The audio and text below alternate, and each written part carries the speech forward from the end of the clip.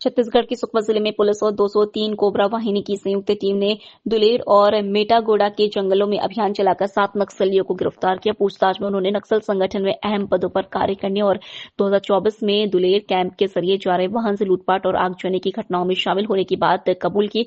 सभी आरोपियों को न्यायिक रिमांड पर जेल भेजा गया।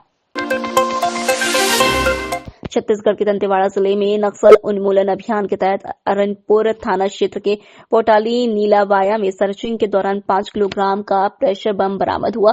यह बम नीलवाया चौक के पास सड़क किनारे रखा था। पुलिस टीम ने तत्काल वरिष्ठ अधिकारियों को सूचना दी और सुरक्षा उपायों के तहत बम को मौके पर डिफ्यूज किया। घटना क्षेत्र में सतर्कता बढ़ा दी गई है। जगदलपुर में पुलिस अधीक्षक शलभ कुमार सिन्हा के नेतृत्व में बस्तर पुलिस ने अवैध गांजे तस्करी का भंडाफोड़ किया। थाना बोधघाट को सूचना मिली थी कि एक युवक रेलवे स्टेशन पर 3 बैग में गांजा लेकर घूम रहा है। पुलिस ने घेराबंदी कर युवक को पकड़ा और उसके बैग से 26 किलोग्राम गांजा बरामद किया। गांजे की कीमत 2,60,000 रुपए बताई जा रही है। आरोपी को एनडीपीएस एक्ट के तहत गिरफ्तार कर न्यायिक रिमांड पर भेज दिया गया। दुर्ग जिले की कोतवाली पुलिस ने लुटेरी दुल्हन के फर्जी भाई संतोष शर्मा को इंदौर से गिरफ्तार किया। आरोपी ने संतोष जैन से शादी के लिए झांसा देकर 17,05,000 की ठगी की थी। शादी के बाद दुल्हन भारती जैन ने महंगे सामानों की मांग शुरू की और फिर अपने रिश्तेदारों के साथ फरार हो गई। संतोष जैन को शक होने पर जब उसने पहचान पूछी तो दुल्हन ने धमकी देना शुरू कर दिया। आरोपी संतोष शर्मा ने अपना नाम बदलकर संतोष जैन बताया था। पुलिस ने 7 आरोपियों के खिलाफ मामला दर्ज कर लिया है।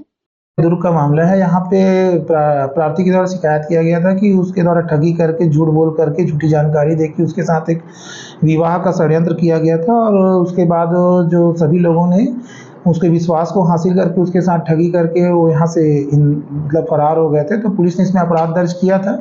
अपराध दर्ज करने के पश्चात पुलिस ने एक आरोपी को इंदौर से भी गिरफ्तार किया है और उसमें आगे की कार्रवाई अभी चल रही है।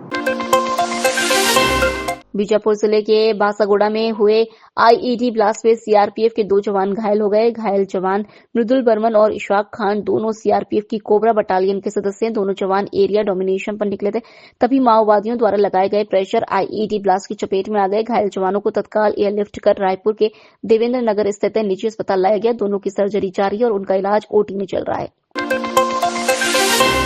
छत्तीसगढ़ के चर्चित शराब घोटाले में पूर्व मंत्री कवासी लखमा की ईडी रिमांड को लेकर वन मंत्री केदार कश्यप ने कांग्रेस सरकार और पूर्व मुख्यमंत्री भूपेश बघेल पर निशाना साधा। कश्यप ने कहा कि कवासी लखमा सिर्फ एक मोहरा है, असली चेहरा अभी सामने आना बाकी है। उन्होंने आरोप लगाया कि कांग्रेस पार्टी ने छत्तीसगढ़ के लोगों की गाड़ी कमाई लूटकर गांधी परिवार तक पहुंचाई।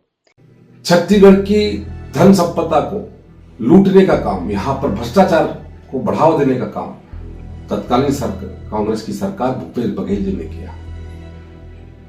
कवासी लखमा तो मोहरे हैं। आज जितने भी मुख्यमंत्री के तत्कालीन मुख्यमंत्री नजदीकी रहे, आज सारे के सारे जेल के सलाखों के भीतर में है। वो इस बात को दर्शाता है कि पूरा जो मुख्यमंत्री निवास वो कहीं न कहीं से पूरे प्रदेश में भ्रष्टाचार को अंजाम देता था और यहाँ की धन संपदा, यहाँ के जितने भी भ्रष्टाचार करके पैसे गांधी परिवार को भेजा जाता था। यहाँ के छत्तीसगढ़ की जनता का गाड़ी कमाई गांधी परिवार, सोनिया गांधी, राहुल गांधी तक पहुंचता था। और दुर्भाग्य है कि ऐसे लोग हमारे छत्तीसगढ़ के मसीहा बन करके बैठे थे, लेकिन आज विधि का विधान है और जिस तरीके से उनके जो लोग हैं वो एक से बढ़कर के एक भ्रष्टाचार में फंसते जा रहे हैं और उनको जेल के सलाखों का मुंह देखना पड़ रहा है। और कहीं न कहीं से आज वो मोहरे के रूप में इस्तेमाल हुए थे, वास्तविक चेहरा भी आना बाकी है। पूर्व आबकारी मंत्री कवासी लखमा की गिरफ्तारी पर सियासी बवाल के बीच भाजपा प्रदेश प्रभारी नितिन नवीन ने पूर्व मुख्यमंत्री भूपेश बघेल पर आरोप लगाते हुए कहा कि उन्होंने आदिवासी नेता को मोहरा बनाकर इस्तेमाल किया। नवीन ने कहा कि असली मास्टरमाइंड को कानून पकड़ेगा और बघेल को बचने नहीं दिया जाएगा। मैंने तो यही समझा कि एक ट्राइबल के द्वारा अपराध करा दिया गया, मास्टरमाइंड अभी पीछे बैठा है, पर कानून इतना मजबूत है कि उस मास्टरमाइंड को भी पकड़ निकालेगा। और मैं तो कहूँगा कि भूपेश बघेल जी, आपने जिस प्रकार से एक आदिवासी को मोहरा बनाकर यूज किया, कहीं न कहीं दिखता है कि ट्राइबल्स के प्रति आपकी सोच क्या है। और आप किस चीज़ के लिए जाने जाते हैं, तो आप भी बचिएगा नहीं। ट्राइबल्स को मोहरा जरूर आपने बनाया है, लेकिन इस अपराध का जो असली जनक है कानून वहाँ तक भी पहुँचेगा। ये 2000 करोड़ का घोटाला तो उसी के समय निकला था ना, और केंद्रीय एजेंसी तो कई बार उनके पास भी रही हैं, विभिन्न राज्य सरकारों में रही हैं। यही भूपेश कहते थे कि डॉक्टर साहब की सरकार जाने के बाद कि हम ये करेंगे वो करेंगे। 5 साल तो सरकार थी उनकी, क्यों नहीं कुछ कर पाए?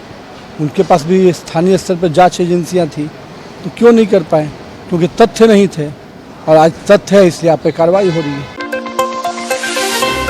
बीजेपी के राष्ट्रीय उपाध्यक्ष सरोज पांडे ने दुर्ग में कार्यकर्ताओं से मुलाकात की और मीडिया से बातचीत करते हुए कहा कि आगामी नगरीय निकाय चुनाव में बीजेपी बड़ी जीत हासिल करेगी। उन्होंने छत्तीसगढ़ में आरक्षण पर कांग्रेस के विरोध को गलत बताया और कहा कि यह कोई मुद्दा नहीं है, कांग्रेस बेवजह इसे तूल दे रही है।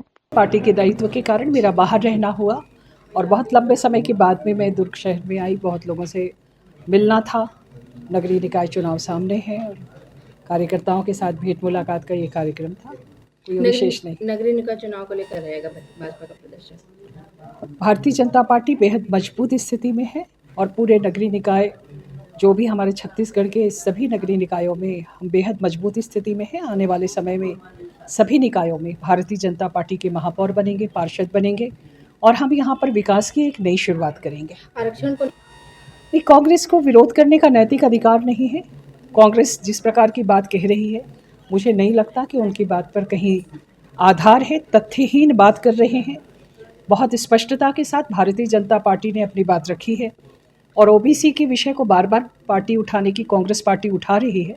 मैं इसमें कहना चाहती हूँ कि कांग्रेस पार्टी ने कभी भी इस वर्ग का भला नहीं किया। बहुत अच्छी स्थिति में होंगे और बहुत मजबूत स्थिति में रहेंगे। आने वाले समय में हमारे 60 के 60 वार्डों में हम जीतेंगे।